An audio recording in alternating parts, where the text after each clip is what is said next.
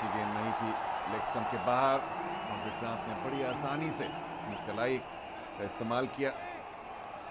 4 run. यह बहुत ज़रूरी है कि सही लंबाई पे सही दिशा पे गेंदबाजी करे वरुण बडोला, क्योंकि थोड़ा भी दिशा से भटकेंगे। विक्रांत ऐसे बल्लेबाज हैं जो कि हावी हो सकते हैं, और वही किया उन्होंने। कलाइयों का अच्छा प्रयोग देखा कि अब फाइनल का खिलाड़ी सर्कल में है बॉबी डियोल, तो अब गैप में खेला और 4 रन अर्जित करते हुए। विक्रांत को खामोश रखना इतना आसान नहीं किसी भी गेंदबाज के लिए। और इस बार कदमों का इस्तेमाल करके आ गया है, यहाँ पे मौका हो सकता है, और ऊपर से जाती हुई गेंद। बढ़िया गेंदबाजी, अच्छी वापसी वरुण द्वारा। बाल बाल बचे विक्रांत। जी हाँ, पहली बार ये कहना होगा कि जो ये योजना है कि 30 गज के दायरे के कुछ 5-6 गज अंदर रहे क्षेत्र रक्षक, वो चली नहीं, क्योंकि अगर थोड़ा सा बाहर रहते इस बार तो बड़ी आसानी से कैच ले सकते थे, लेकिन पीछे हिलना इतना आसान नहीं। अच्छी डाइव की थी राजा ने। और अगर अब यहाँ पे अब चारों कैच लपक लेते तो एक बहुत बड़ी सफलता होती है मुंबई हीरोज के लिए। फिलहाल अब एक बार फिर पृथ्वी स्ट्राइक पे।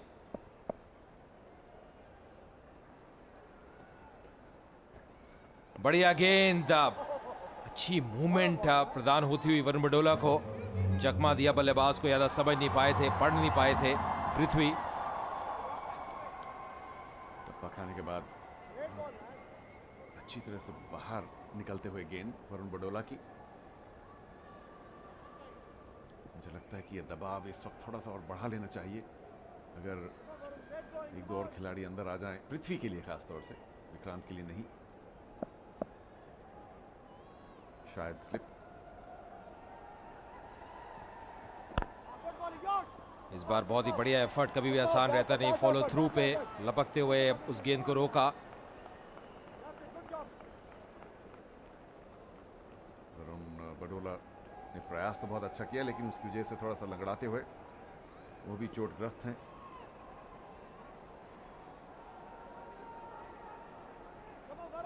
मुंबई हीरोज आज अजय जिस जोश के साथ खेल रहे हैं, कुछ एक अलग ही अंदाज है। एक तो जो उन्होंने 171 रन बनाए, उसके बाद जिस तरह से उसका डिफेंस कर रहे हैं। बिल्कुल सही कहा चारू आपने, और कहीं ना कहीं वो संघर्ष कर रहे हैं। वो जानते हैं कि ये मुकाबला उनके लिए जीतना बहुत ज़रूरी है, ये उनकी होम ग्राउंड है। विकेट ज़रूर अनुकूल है बल्लेबाजी के लिए, पर अब क्योंकि अब दूधिया रोशनी में नहाया हुए स्टेडियम है, बहुत ही बढ़िया वातावरण है, तो अब गेंद थोड़ी सीम भी होगी, मूव भी करेगी। और वरुण बडोला की खासकर अगर बात करें चारू, तो अब जो रिलीज है उनका वो काफ़ी बढ़िया रहता है, जो सीम पोजीशन है।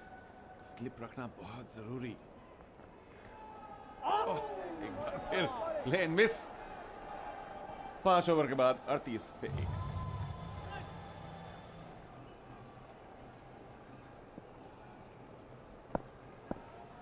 तो 5 ओवर की समाप्ति के बाद 38 पे 1 चेन्नई राइनोज। विक्रांत स्ट्राइक पे, एक बार फिर अच्छी स्ट्रोक और सीधा फील्डर के हाथ में। 29 पे पहुंच चुके हैं विक्रांत। पृथ्वी को ज़्यादा स्ट्राइक अभी तक मिली नहीं है।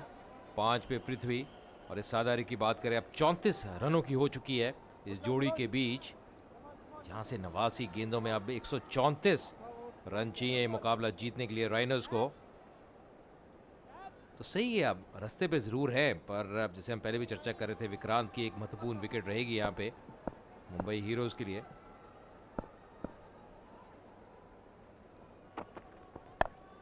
इस बार उठा के खेला, खिलाड़ी टीम में तैनात, पर 4 रन मिलेंगे। बहुत ही जबरदस्त प्लेसमेंट कहना होगा विक्रांत द्वारा, और मात्र गेंद को दिशा प्रदान करते हुए।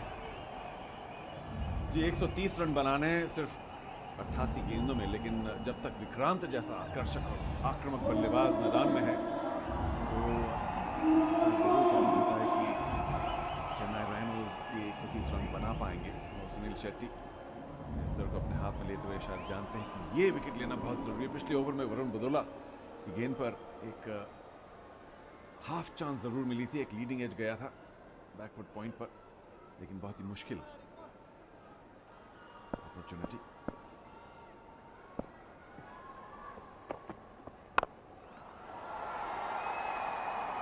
और लगभग उसी दिशा में एक बार फिर खेलते हुए यहाँ पे आदित्य को एक चीज़ जो करनी होगी कि ज़्यादा रूम नहीं देना होगा बल्लेबाज को, और जब भी आप रूम देंगे, क्योंकि विकेट पे अच्छा उछाल है, उसका फ़ायदा, उसका लाभ बल्लेबाज जरूर उठाएगा, तो जितनी विकेट टू विकेट गेंदबाजी करेंगे उतना बेहतर रहेगा।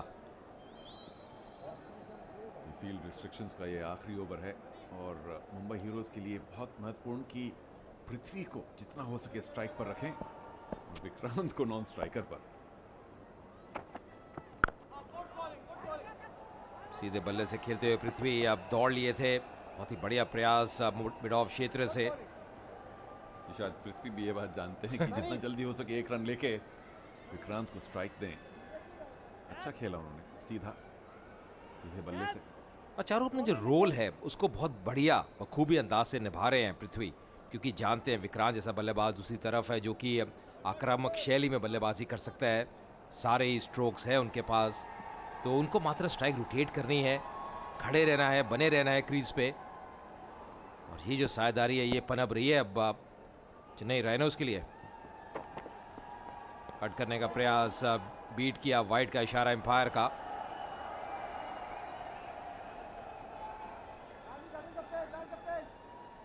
जी आदित्य एक बार फिर गति पर फोकस कर रहे हैं और नियंत्रण पर नहीं, क्योंकि जितनी तेज गेंद आती है अगर उस पर नियंत्रण ना हो तो उतनी तेजी से बाउंड्री की तरफ भी जाती है, जैसे विक्रांत ने दर्शाया है।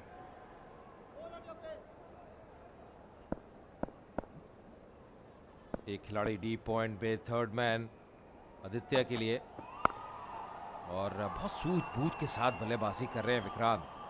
भली भांति जानते हैं क्या फील्ड सेटिंग है, इसको कहते हैं तजुर्बा, इसको कहते हैं कि सक्षम टेक्निक। काफी लेट खेलते हुए,